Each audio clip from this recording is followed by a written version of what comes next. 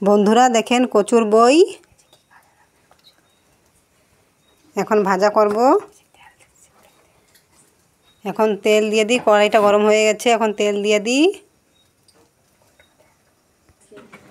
তেলটা গরম হলে জিরা দেব।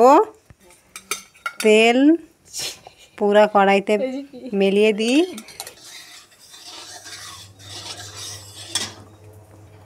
তেল থেকে ধোঁয়া বেরাচ্ছে, মতলব তেল গরম হয়ে গেছে।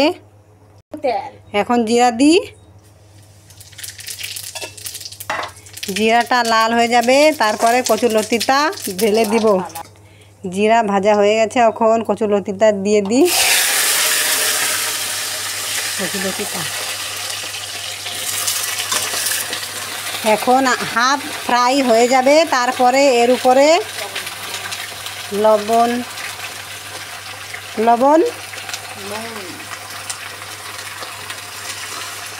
হলুদ গুঁড়ো। বন্ধুরা এখন কচুর বইটা হাফ ফ্রাই হয়ে যাবে, তারপরে এর উপর দিয়ে মশলা পেশা আছে। মশলার মধ্যে আছে জিরা, ধইনা, রসুন, পেঁয়াজ, লাল লঙ্কা।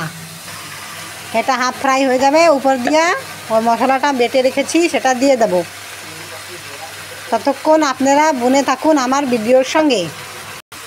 বন্ধুরা কচুর বইটা ঢেকে দেব না, কারণ বই নরম, জলদি নরম হয়ে যাবে, তাই ঢাকবো না।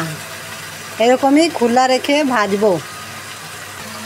দেখুন বন্ধুরা কচুর বইটা ফ্রাই হচ্ছে ধীরে ধীরে।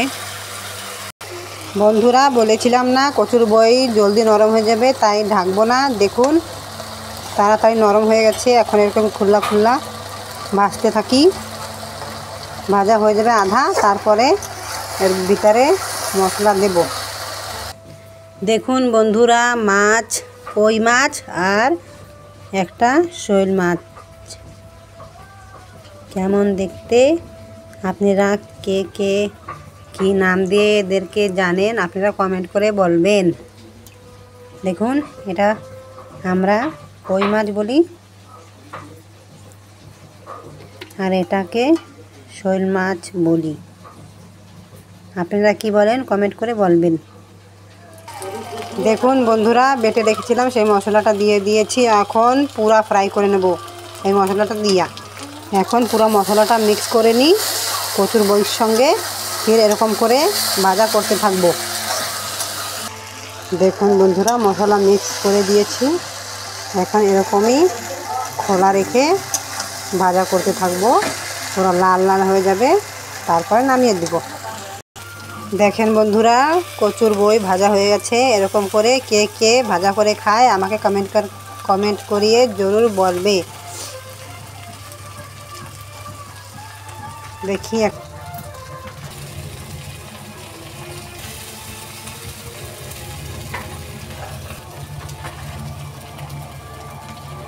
কমেন্ট করে জরুর বলবে আমার রেসিপিটা কীরকম লেগেছে আপনাদেরকে।